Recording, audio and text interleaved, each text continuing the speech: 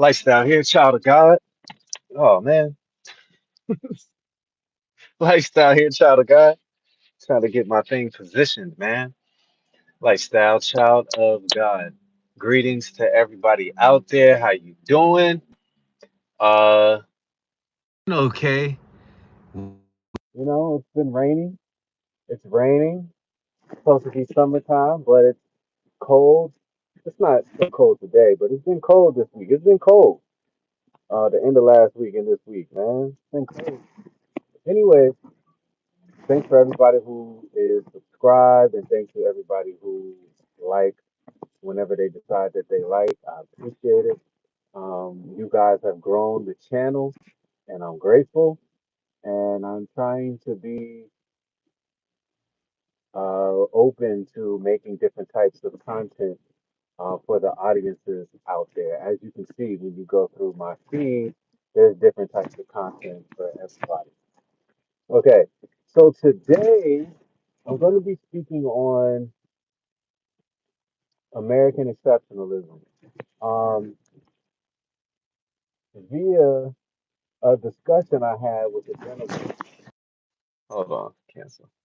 Via a discussion I had with a gentleman the other day in his comments. YouTube showed me his video and I clicked on it because of his title.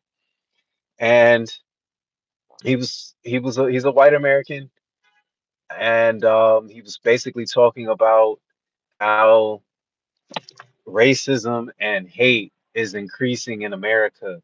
And he was specifically talking about Black Americans and how their hate is our hate is magnified itself, right? And it's showing itself via social media and everything like that.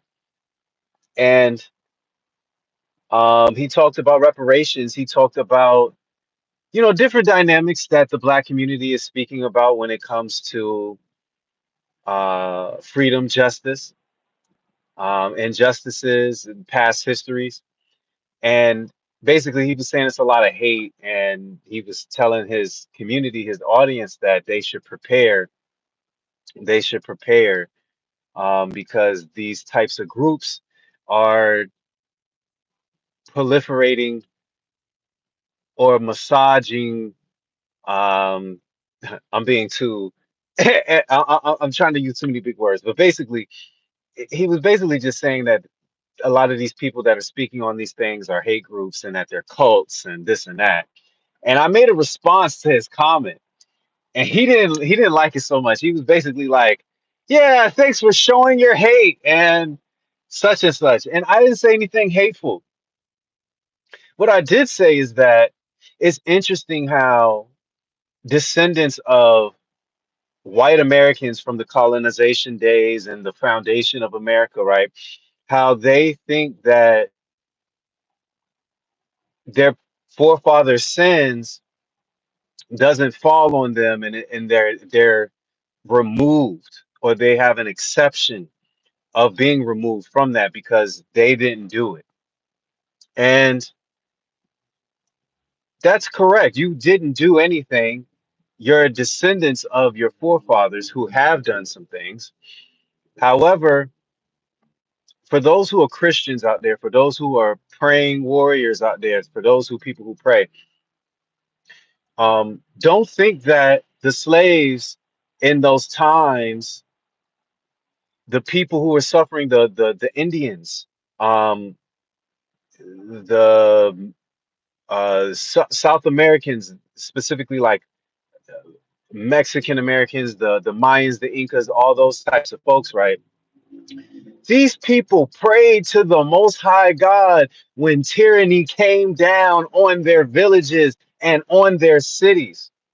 When tyranny and oppression came down on Africans, and they were slave traded to the Caribbean, and they were slave traded to different parts of the world, even in the Middle Eastern parts of the world, right?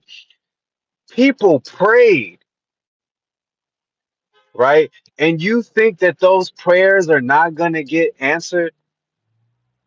And I think that his response to me was like, I'm showing hate, but I wasn't showing any hate. I didn't cuss at him. I didn't try to hurt him. But what I did say is that, sir, in America at least, I can't really speak on the other countries, right? But those countries that were involved in slave trade, and specifically also, I'm specifically talking about America, they have to be held accountable, right? The Most High tends to let these types of things happen because his people are out of pocket, basically meaning that they're not following his statutes and his principles. And so he allows for the conquering of your nation when you're not within his covenant, or you're breaking the covenant, right? That some of your forefathers might have established with the Most High God. And when I say Most High God, I mean the universal God, the galactical God, the God of everything, that the God that no one created. Okay, the God that is light, right? There is only good in God. Um, but he hears people's prayers from all over the world and all the different things that they go through, right?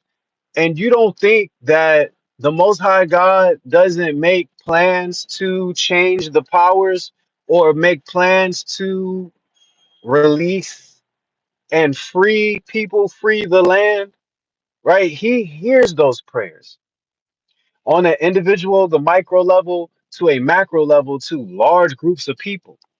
The Most High God hears those prayers. And so I was trying to tell him, like, judgment is coming. I was telling the gentleman that judgment is coming. You know, not only have I seen it in dreams that the Most High has given me, but judgment is coming here to America for all the things that it has done from the conception of its colonial history, right? I can't really speak on things before colonialism started, which basically is the prequel to slavery, right, in America. Um, this country was built off the theft of labor through the use of chattel slavery. And that type of indoctrination, the chattel slavery, has gone on for over 400 plus years, right? And even still, after laws were amended to grant freedom to the to the slaves, but also the descendants of the slaves, right, for their future, they still weren't made whole citizens, right? It wasn't until I think sometime during Obama's first term, I think 2015, 2014, that Americans became a whole person. Because via the Constitution, Black Americans were considered either three-fourths or one-third of a person. I didn't bring the statistics.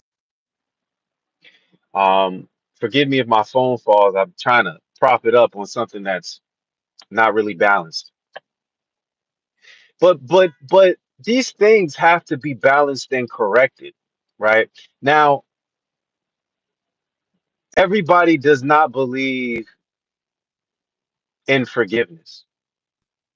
And I think that the gentleman that was speaking, that I was talking to in the comments, and hopefully he watches this, I think that in his perception, that he thinks that everybody believes in forgiveness, or everybody believes in Jesus Christ, or everybody believes in the Most High God, and that is not the case. Now, I do believe in Jesus, and I do believe in the Most High God, me personally. I don't categorize myself as a Christian. I categorize myself at what God has called us originally, children of God, right? We're children of God, right? That's what I categorize myself, or I categorize myself as a believer, right? In the Most High God, in His Son, the Jesus, the Christ, in His prophets. Um, that's what I truly believe in. So I have an understanding with the gentleman about what he was saying.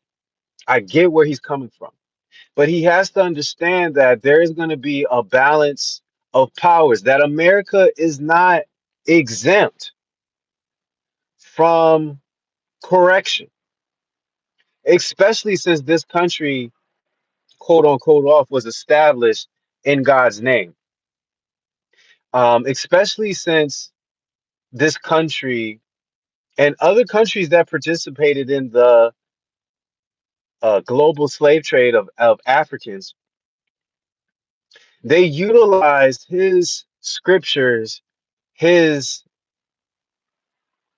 word of God. They utilized this to go and conquer other nations, converting people over to Christianity by force.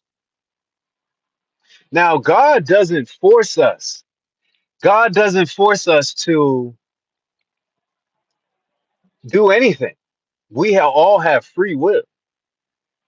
So it was their free will and their interpretation that led them down the path, their greed, their need for power to dominate, that led them down the path to the conquering and to the enslavement of the African nations and the colonization of the African nations, which which um, which ended up in America. The slave trade ended up moving to America.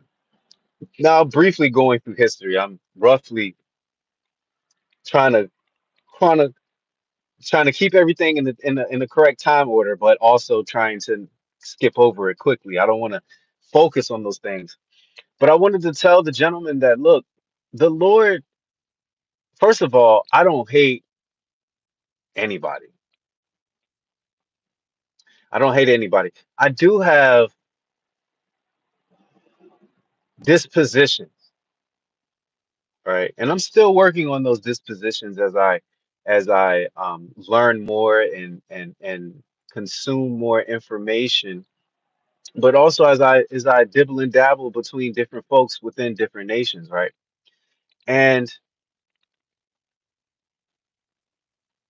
my biasm is really based on just certain people within those particular communities that have treated me a certain kind of way based off of their culture and how they grew up, right?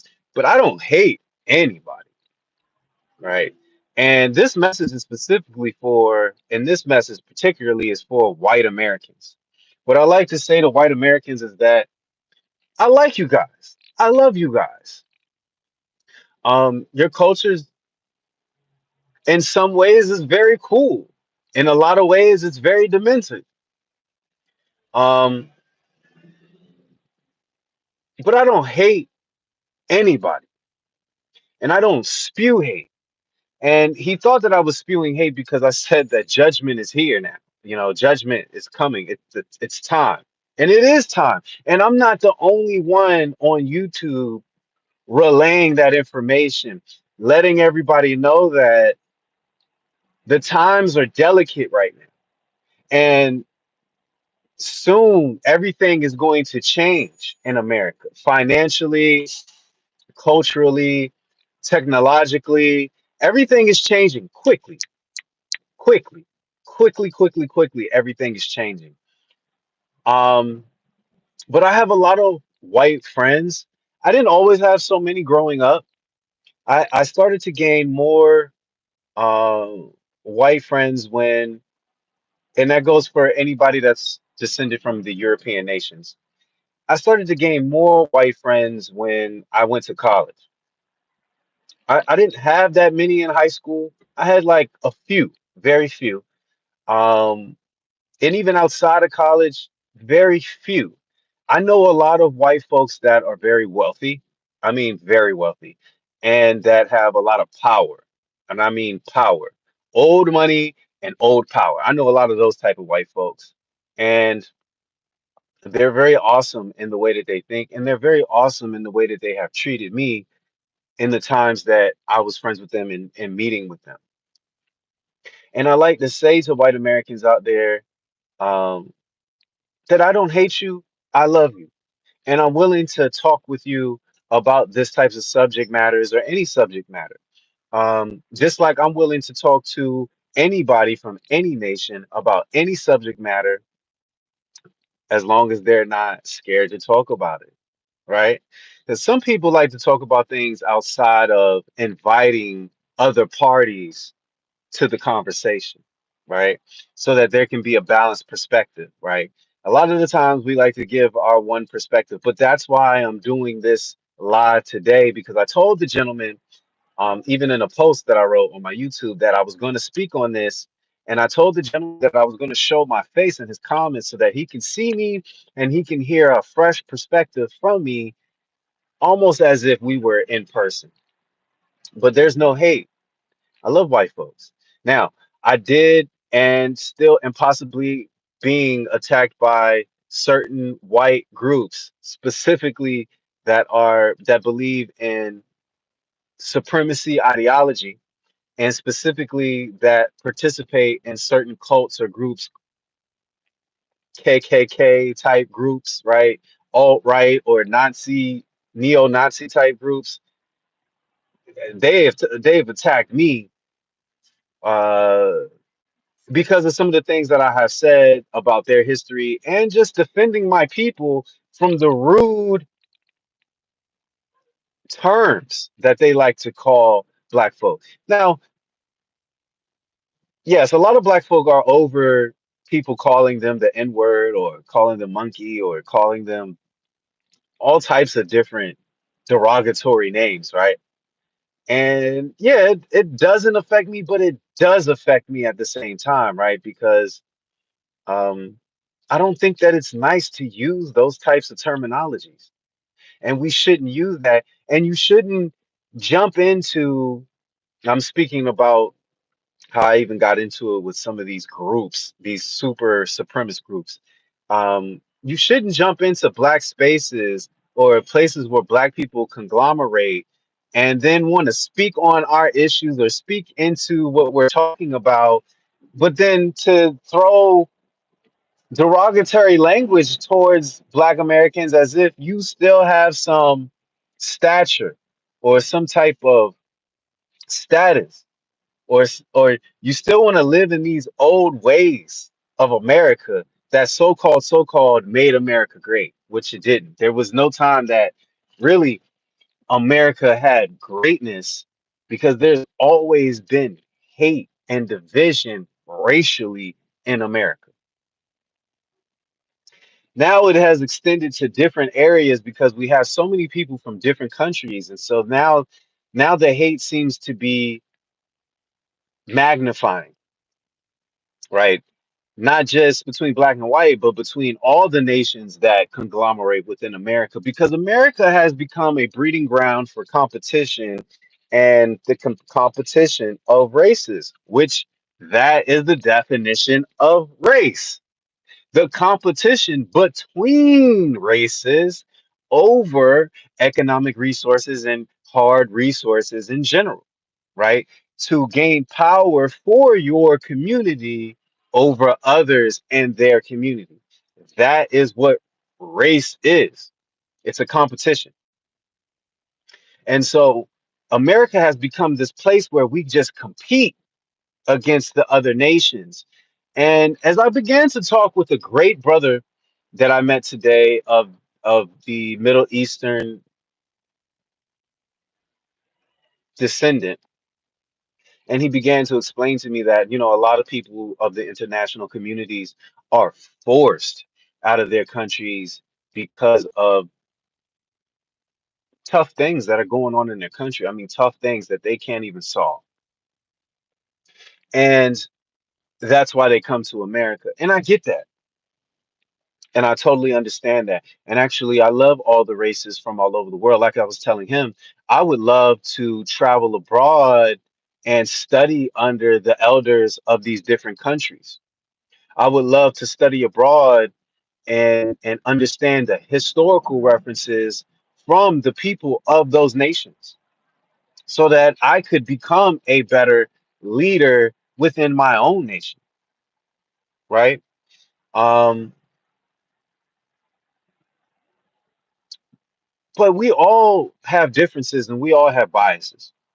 We're all not going to be in alignment, in perfect alignment, right? Until we have more empathy and more understanding of one another. And I think that a large part of the hatred in reference to the black and the and the other nations, right? A lot of that can get solved by other nations studying American Black history. When you study American Black history, there's no way that you can't have an understanding, empathy, sympathy, but really just have an understanding of where Black Americans are coming from, and some of the things that they say on these internet streets, on these Twitter X streets, right?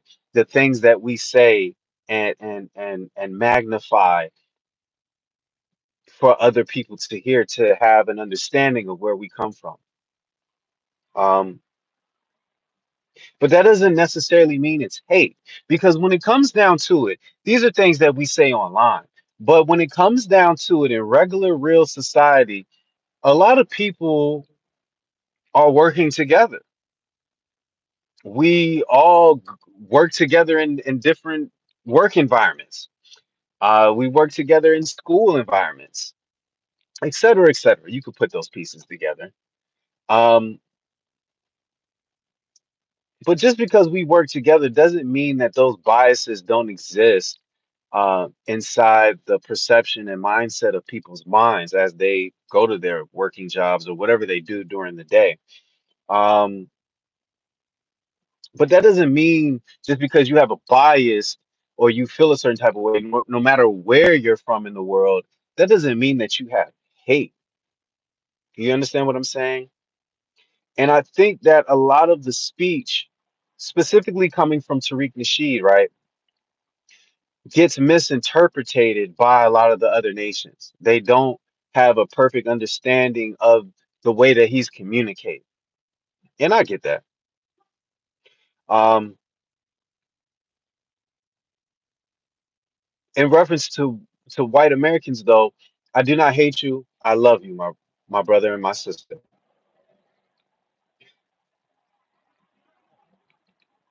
I've had a lot of things that I've had to deal with in my past that were weird and unacceptable when it comes to dealing with some of the different races. And a few things in the white community, not too much, but a few things in the white community that were actually disturbing. And but it doesn't make me hate you. I talk to multiple white people in reality. I'm very kind to them, just like I'm kind to anybody from any nation. Um, I'm kind to a Nona just as well as an Abuela, just as well as a Gma. You know what I mean? I'm kind to a No just as well as I'm a kind to an Abuelo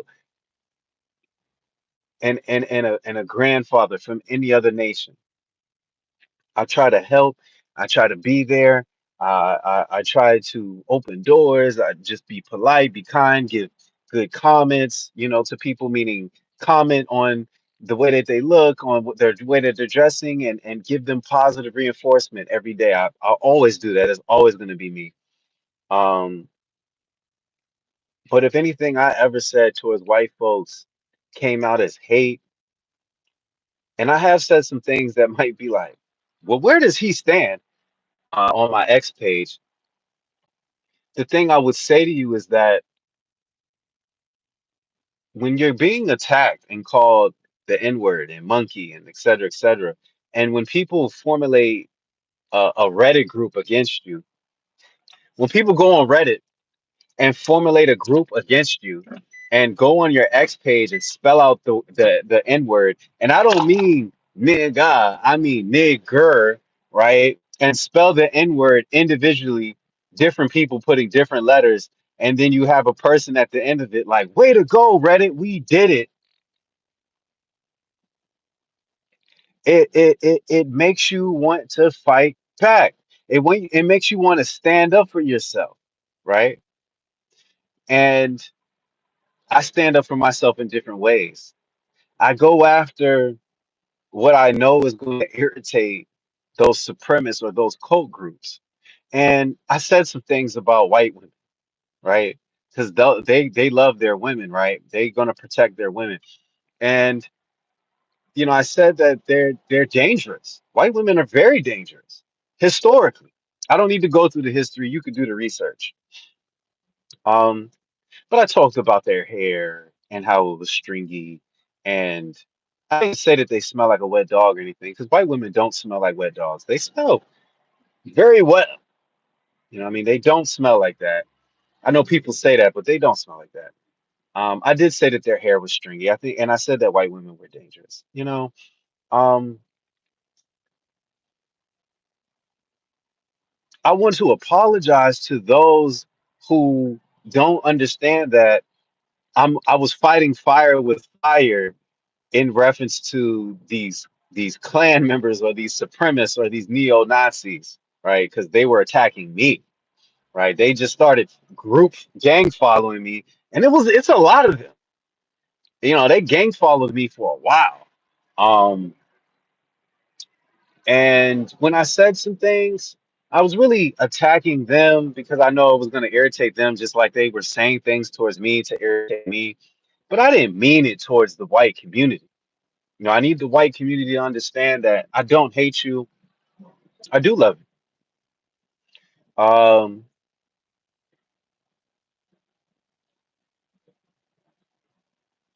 I'm trying to figure out what else I wanted to say in reference to this, but I wanted to tell the brother that there are many of people, white, black, Spanish, Asian, Indian, wherever you're from, many of people are having prophetic dreams right now about what's coming to not only America but the earth, and it's not good. It's not good. And the Most High has already shown me a lot of the things years before some of these people are even talking about this stuff, right? And I said this stuff, and people was like, "Oh, he's crazy. He's on drugs." I'm not on drugs. I actually just had a drug test. I'm not on drugs at all. Um, but the Lord has shown that devastation not only will be around the world, but there's going to be major devastation within America. And there's going to be a change of guard. There's going to be a change of power, right? And the Lord gave me a specific dream about a specific nation taking over the America, and they're going to gain their inheritance. Lucas Arboleda. Man, Lucas, I hope that you're an adult because you look like a child. But hello, I can't really see your picture, but I hope you're an adult. I posted something. I really don't want children on my page because it's, not that I don't want them to listen to the information. Oh my God, Lucas, you're not supposed to be up here, bro. Oh God, Lucas, look, I do not approve you to be on my channel. I just want to say that I do not believe in any harm towards children in any way. I do not believe it, and I condemn it. I just want to say that because a lot of these young people come into people's lives, and I believe it's like a setup type thing, right? So if you're 10, understand that I'm talking political things. I'm not talking about anything that children should literally listen to. Let me get you out of here, brother. I gotta put you in timeout. I gotta put you in timeout because you really shouldn't be on my cast, man. You shouldn't be on my live. I know young people are gonna end up looking at all the different content that's out there for people, but I think that you need to be at a certain mentality and a certain age to watch my content. And like I said, a lot of these, I'm noticing that trend that a lot of younger people are joining in on grown people's lives or grown people's YouTubes, and that could be a setup. And I am not for anything to do with children except for saving the children. That's all I care about is saving the children. I just want to put that out there for anybody who's watching. But yeah, white America, look, things are changing and you got to change. And here's how you don't go through the rough part of change. Here's my solution. Give black folk in America their 40 acres and a mule. There's more than enough land in America to still give out 40 acres and a mule. And if you don't want to give out land, not even as if you have all the power, but if you don't want to give out land, then there needs to be reparations now. There needs to be restitution now. And that is an honorable thing to do as the current controlling power, right?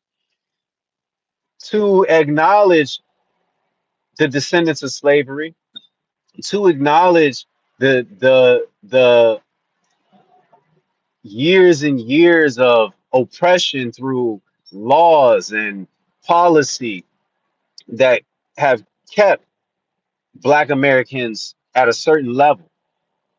Even though we're popping up, we're growing up, we're growing up, we're growing up, we're growing up, the majority of black folks still are not at a level that they should be at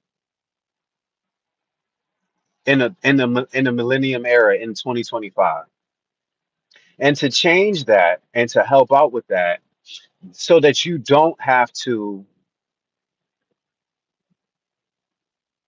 cut things out the bill, right? The big beautiful bill. So you don't have to cut certain things out of it like welfare, right? Give black Americans their just due. We need to be paid for all the unpaid labor that built American wealth and society. Black Americans did do it forcefully, not willingly. Excuse me. It was done forcefully, not willingly. It was done strategically through policy, not and law set, not voted on or voluntarily. Right. So these things need to be restored and balanced. The Lord Himself said that He does not like an unjust weight. It's an abomination, an unjust weight. So let's even out the scale. Let's balance the weight by doing right. And for all the white Christians out there that talk about the same subject matter as far as the hate within America, you can change that. Not only by creating platforms of conversation for all nations to join and to participate in, because Black Americans create these platforms for us that all the nations join into, right? But not only creating these platforms for conversation but by also going ahead and setting things right, right? And in you setting things right, the Most High God sees that. He says to Himself, "Ah, light bulb, ah, they have awakened." The Most High God says to Himself, "Ah, they have seen their wrongdoing and they look to do right by it." And see, let's talk about David. White America, you have a short time period that you can be like David and repent to the Most High God, but also do right and set right the balance of unbalancedness, but balance it. You can set right the balance, right? But that's a decision that's up to you. Now, currently, you're still in control and power, but those things are going to be changing quickly. And within the next couple of years, those things are going to change. The Most High God gave me a dream, and I don't want to talk about this dream, but it looks to me that it's coming forth. more and more that I see things, the more and more that I'm looking at things from God's eyes view, I'm saying to myself, oh, this thing that the Most High showed me in my dream is coming to pass. It's going to come to pass.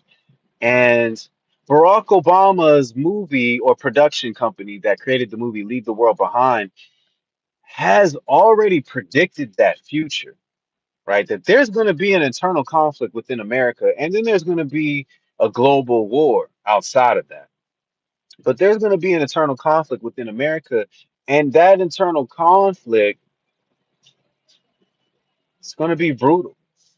And it's going to be the battle between powers within this nation, but it's also going to be a battle between nation against nation within this nation for all the atrocities that have been done from the past till now. And there's been this buildup between white America and black America when it comes to the killings of black Americans, of white Americans. And then when we get to the judicial system, they get let go, or they get light punishment, or they get pardoned, right?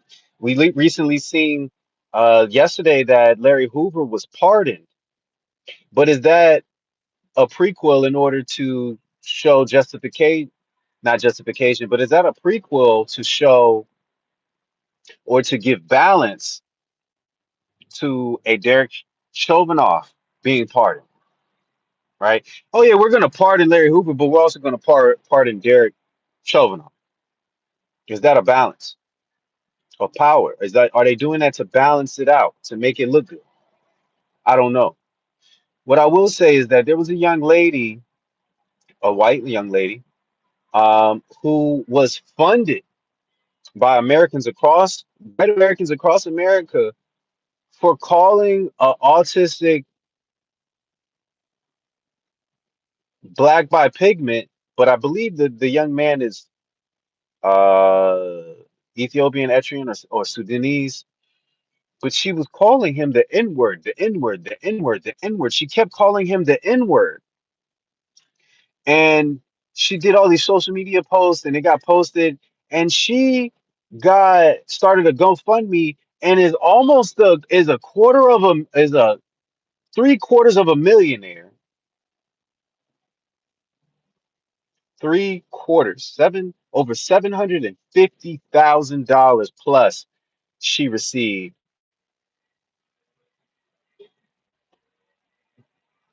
primarily because she called the young man an N-word, but also because people in America felt like she was standing up. They felt like she was standing up. And how was that standing up? By using racial epithets to condemn a 5-year-old child. I believe he was 5. That doesn't balance out. And what's happening is you're seeing each side of the aisle support who they have bias towards. That's fueling the hate and the fire. So really, to correct these things, we have to stop fueling the fire by not using racial epithets. We can't be